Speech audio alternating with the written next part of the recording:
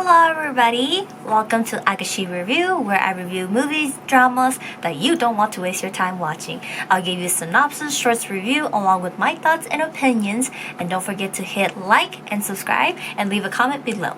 Now let's go into the review.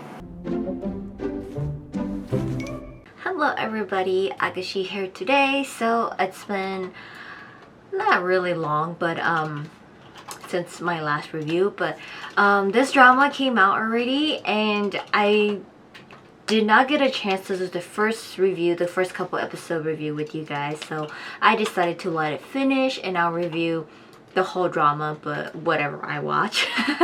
So this drama is called See You Again. I know it's a Chinese drama, and I know there's another drama called See You Again, and it's by Shandol and Tiffany. I forgot her last name, Tiffany Town, something like that. But this one is actually different. It's Hu Yi Tian. He's actually the main guy in this one, and obviously you guys know why I watched it. It's for him.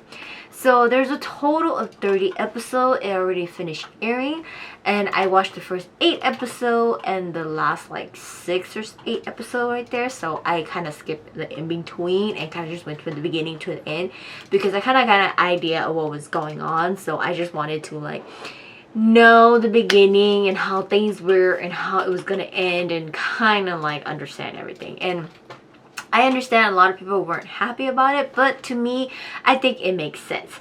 But I'll get into all those details after the recap. So I'm gonna go over the cast, synopsis, and a weird recap of the first 8 episodes and the last 8 episodes for you guys.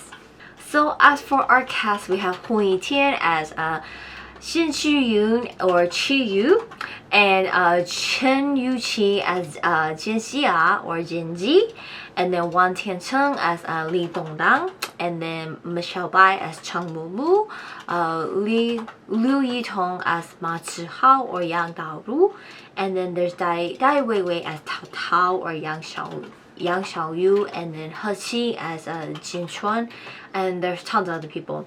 So the reason they have multiple names is because there's the one from 1930s and the current time period people. But as for our synopsis, a movie star from the Republic area of China transport into the modern time. So 2 people from different world cross boundaries and time through time, space, and everything, and a romantic story comes up between the 2 of them. So basically that's like the whole gist of the drama already from the synopsis. So I'm just gonna jump straight into the recaps of it.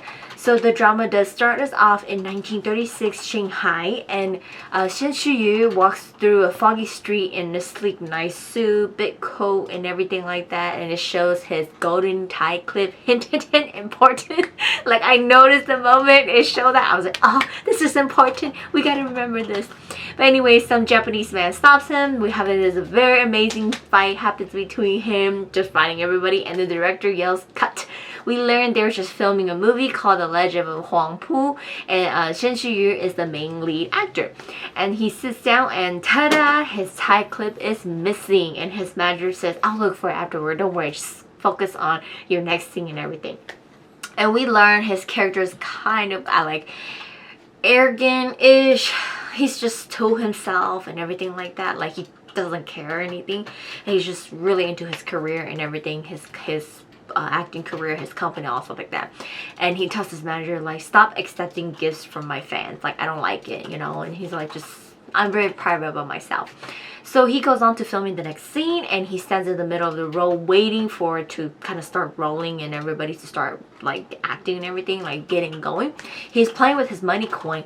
One of them drops on the ground and disappears right before his eyes, and he's like, whoa. And the sky gets cloudy, thunderstorms and lightnings are coming in, you know.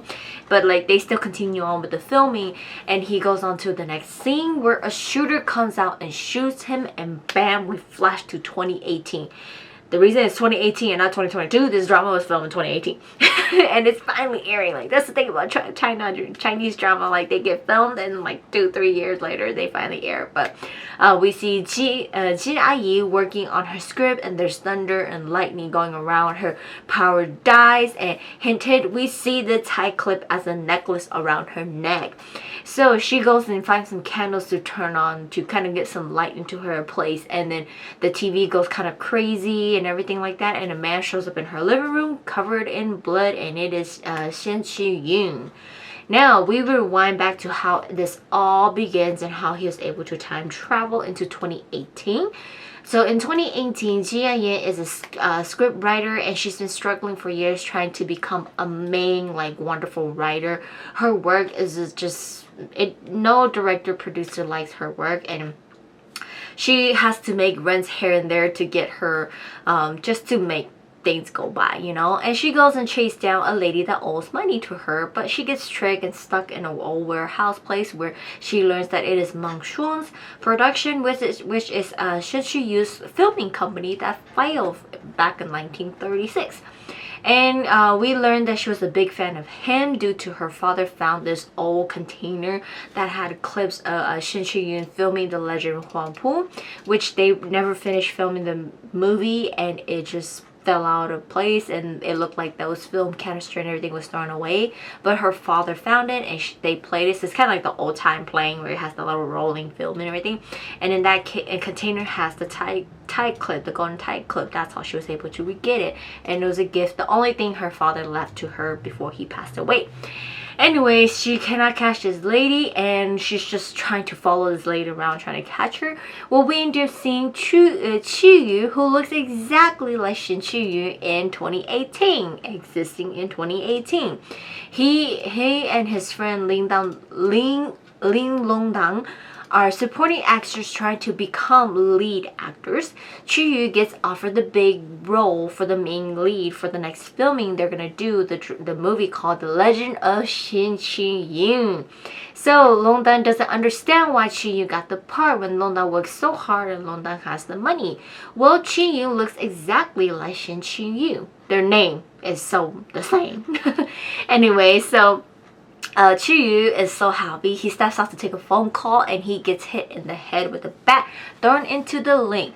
Longdang runs away scared. We get very sus that it's him. He bumps into Ayi, making, like, during that time they all like were at the same place too, and this is kind of like a major scene for us to reflect back onto, where Qiyu dies when he got offered this role, and Longdang is afraid, running away as if like he killed him, and he's running away, and he accidentally bumped to Ayi, who was also at the party trying to catch this lady who owes money to her. So all three of them conflict somehow or ties in this way.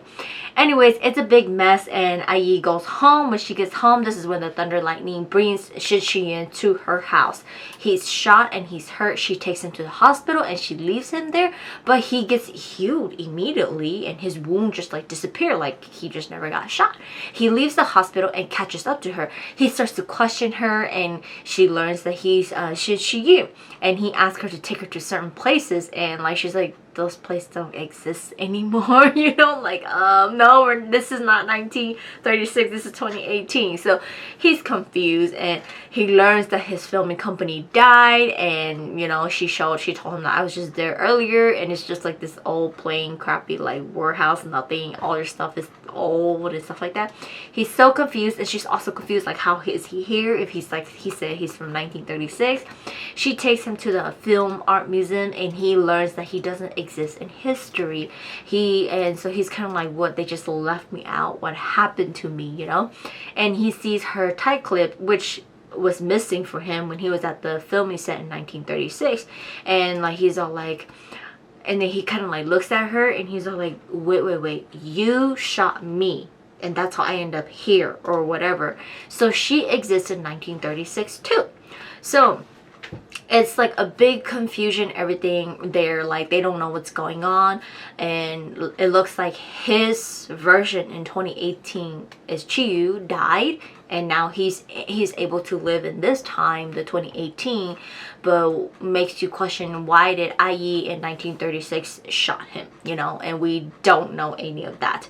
But she tries to get to help him to return, and they thought that maybe thunder and lightning will take him back. Well, he tried to jump off her building when lightning came, and he just got struck by lightning, and he didn't get to go home. So eventually he starts to dig into himself, and he realized that he was nothing back then. There's no point of living, you know, and he was just like, whatever, even if I go back, things are gonna happen. I already seeing the history now. Like, I don't exist. My company's gonna die. My filming, my acting career doesn't go well, so I might as well just die here in this time. There's no point in trying to go home. Well, Ai saves him when he's about to like jump off a building.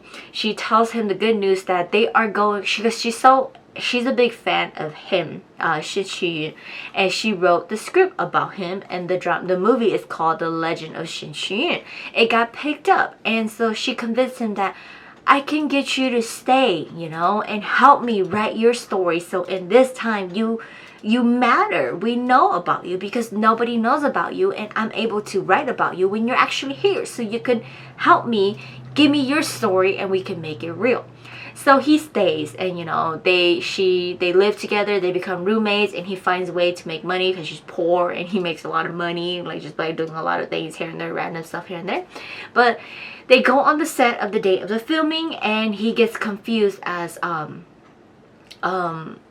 people confuse him as Chiyu, and Longdan is like afraid of him, and Longdan's like, aren't you dead, you know? So apparently with Chiyu dead, Longdan gets the role to play Shin Shi-yun, and every time he sees Shin Shi-yun on the set, he cannot act. So the director isn't happy about Longdan's acting, and he plans to like kind of like change certain things and kind of just hold off on his filming until they find Chiyu, because it's like they didn't find his body, so they didn't confirm he was dead yet, you know. So eventually Shin Shi-yun gets mistaken as Chiyu. He gets brought into Chiyu's family. He learns a lot of things that happens to Chiyu that's very similar to him in 1936. So he starts to dig around and learn that Longdan witnessed Chiyu's murder and ran away. So Longdan isn't the murderer. He just witnessed it, and he freaked out and he ran, you know. So Shin Shi-yun becomes he fakes as he's Chiyu to find out the murder and to kind of mark history on him too in 2018. So the director sees him that, oh my god, Chiyu is alive. So Shin Chiyu gets to act on himself again in 2018, and he makes everything memorable again, and in the process of becoming successful in 2018 as an actor, he gets to become successful, and he falls in love with IE, which he never really like loved anyone or was like in love with anybody. And Longdan also falls in love with IE too, but she chooses to be with Shin Shi-yun, knowing him and believe he's from 1936, and their relationship is just great, and they just work well together, and he treats her very different and everything like that from like current guys in 2018. But she knows their relationship is going to end soon because, you know, he's not from her time. So they both just, you know, love each other at the same time and film The Legend of Shin Shi-yun together and finding out Chiyu's murder. And they end up opening up so much thing that it helped Chiyu learn about why his life and certain thing happened to him in 1936. So in 1936, there's a girl named Yang Shang-yu who was a starting actress. She was forced to do erotic filming against her will, and she asked Chiyu for help, which he ignored her, and she jumped off a building holding his photo, making people think, and the news leaking out that it was his girlfriend, and she died because of him. Now in 2018, Tao Tao is a makeup artist who was working with Chiyu, and Tao Tao and Yang Xiaoyu is the same girl, play the same girl in different time. Well, Chiyu was nice to her, and she developed this huge one-side crush on him. She kept texting him like crazy. He ignored her. He was just kind of like whatever. She brings him food to the set. She chases him, and he tells her to leave her alone, and he doesn't like it that she's getting obsessed with him. He was just being nice to her because she was like this new makeup artist and she was doing like really bad, and he was like, don't feel bad, you know, we all go through things, and cheer up, you know, we'll do fine. We make mistakes, and you know, practice makes perfect, you know. So she's so crazy obsessed with him, and she gets crazier and crazier. She slits her wrist, sends him a picture saying that if you don't come, I'm gonna die. And he's just kind of like, whatever, like she's willing to die for him. And then like she ends up like, he just kind of ignores her, and then she like kind of like abuses herself, and she says that if he doesn't come, she's gonna post on social media that he raped her, and she's like pretty much threatening him and all stuff like that, and he still doesn't care. So she begs him like, why do you keep ignoring me? You don't like me? Do you want me dead? It frustrated him so much, and she's like, so he's just like, she's like, if you want me dead, I can go ahead and die for you. And so he finally texts her back and saying, go ahead, kill yourself then, you know. And she did. Well, there's someone on the side who secretly loves her, and that is Ma Zhihao. And his father was a drunk, and he pushed his father into the lake, and his father died. He got taken in by Cao Cao and her grandma. They grew up together, and she gave him life to live his life and everything like that.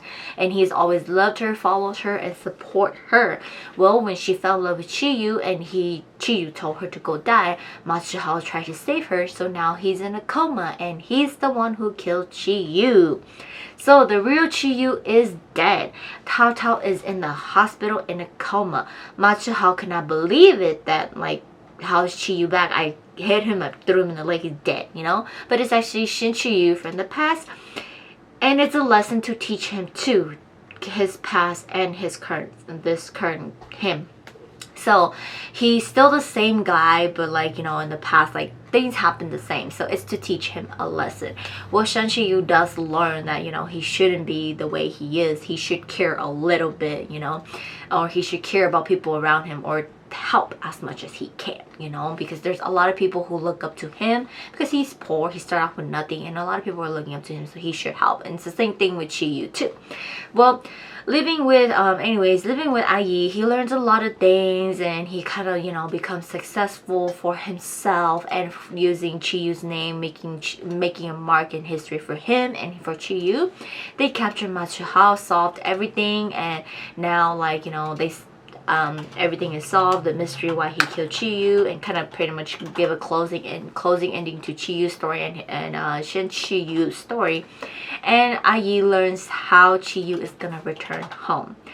The day he came was the same day that Yu got murdered. It was his mission to solve his case in his time and Yu's time, their case. So once he finished filming his movie, The Legend of Shen Yu, it's the part where he gets shot, he's supposed to go back, because that's how he was brought to the present time.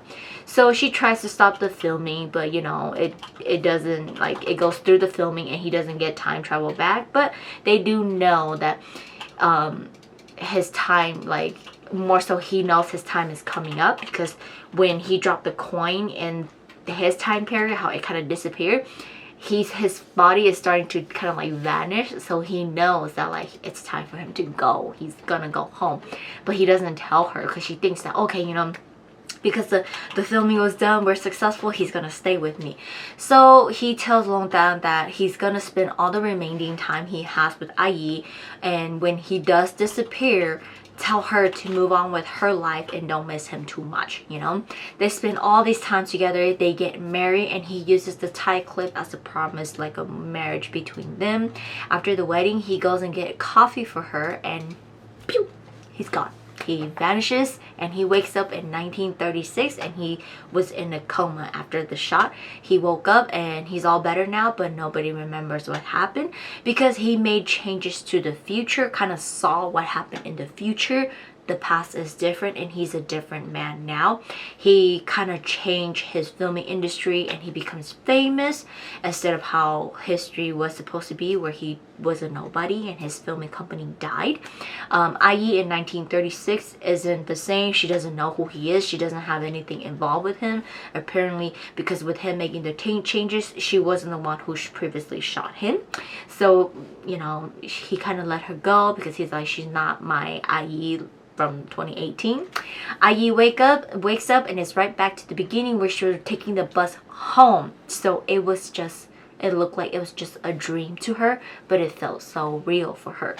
Some time passes and she took her dream, turned it into a script. She becomes friends with Ma Chihao and Cao Cao, who wasn't like that before. He wasn't a bad guy, she was alive, and we don't see Chi Yu or Long Da in this period in 2018 when she wakes up. But she lives miserably, missing Xin Chi Yu every day, and everyone's telling her it was just a dream. Until one day she visits an old town. She visits this old town and she sees an old poster picture of Xin Yu, and she looks at the signature and there's a drawing next to it, realizing it wasn't a dream. So when they met, she kind of like, you know, when light dies, this is what I do. She peels an orange and takes the orange out and kind of leave it like a hole, and she makes like little holes in there. She puts like the candle in there, so it's kind of like a pumpkin lantern, but it's an orange instead. He drew that picture next to his signature. So it's kind of way he left a message to her, and from 1936, so if he passes away, that poster gets put up to, and she sees it, and it really isn't a dream, and it's true for her to know that their love wasn't fake. It wasn't a dream, it was real. So it's like he went back to his time, he changed history and everything, but you know, she must continue living on and don't miss him too much. So we obviously know he can't come to the future anymore, and it's like when he got hurt and he was in the hospital and it was almost time for him to go home. He had like this dream, and he saw Yang Xiangyu tell him that like, we have to go, we don't belong in this time, like in 2018 you're dead, you're reborn as Chi Yu. So he needs to go back to his time, to live his time, in order for Chi Yu to be born as him, like him to be born as Chi Yu in 2018. Well, it ends there for us and they never meet. But we get an epilogue and she leaves the coffee place, the same place where he disappeared after their wedding and everything, and he calls out to her. She turns around and smiles. It doesn't show him, we only hear his voice, so we know it's him.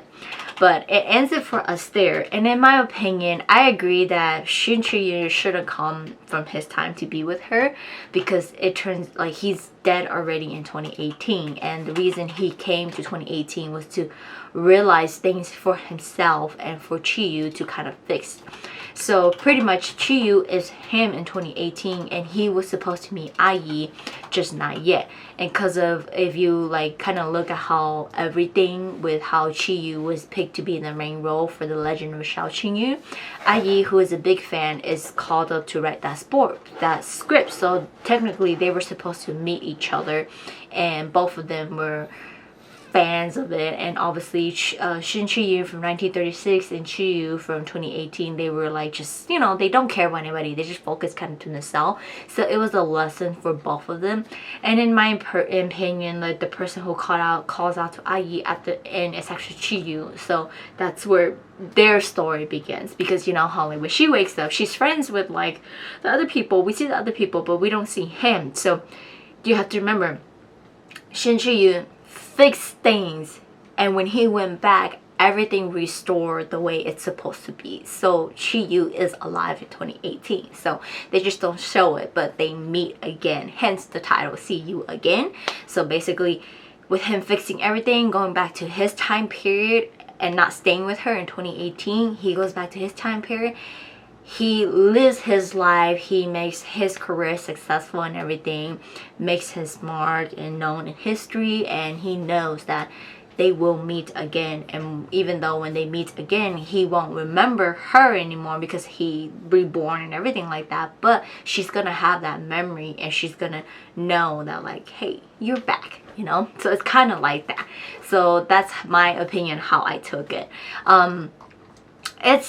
It's an okay drama, honestly. It's not the best, but I did enjoy a lot of the parts. I did enjoy a lot of things, and it's just really hilarious because like Xin Yu, I never thought that he would be able to pull off the look of looking from the 1936, you know. But I mean, he did do My Roommate is like a detective and Checkup or Checkmate or something like that. Literally those two dramas like the same thing. It's just different characters, but it's like played by the same people. It doesn't make sense. Like watching season 2. That's for a different review, a different day. But yeah, it's like that's he was able to dress up like that and coming to current time period and all stuff like that. It was really hilarious, and I think he played really well.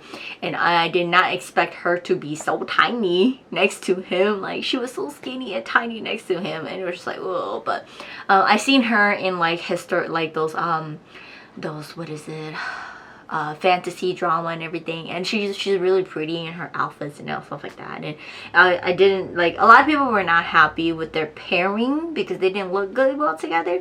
It didn't at first to me, but as it goes on, you kind of start to like their character they play and how they fit and everything. So it was actually really good. So I really did enjoy it. I didn't get to watch all the stuff in between, but I saw clips and clips, so I kind of understood what was going on. Like those episode in betweens are basically their love story and the filming of like they're trying to film the movie Legend of Shin Chuyin. So it's all of that in between. So to me, I look at it as the most important things is kind of like the beginning and the ending. It kind of literally shows you everything, how it's set up, and the ending is basically what happens in the past and what's in the current to kind of solve everything, and how he goes home and how it's supposed to be for them, and that they're not meant to be together because they're from different time period, which makes sense, you know. I mean, at least they keep logic to that part instead of saying, you know, oh, fantasy, they get to be together, because it's like, how is that gonna work? If they get to be together, he restores things and he does come. Doesn't Chi Yu also exist in 2018? You know, so all these crazy things, all these questions, what if, that's and this and that. But I like it. It was a really good drama. If you guys have not checked it out, do check it out. If you guys are looking for something to, you know, pass time, check it out. It's 30 episodes, kind of straightforward, and some of the parts kind of like frustrates you here and there. But you know, we obviously Chinese drama, they just don't always focus on the main characters for us. They kind of go into other people too. Like there's her brother and there's her friend, all stuff like that. So it kind of focuses on them. So, but yeah. Anyways, but that is the whole, not the whole because I didn't watch the whole thing eventually, but the beginning and the ending of See You Again. But that's it for today's drama review, and I will see you guys next time.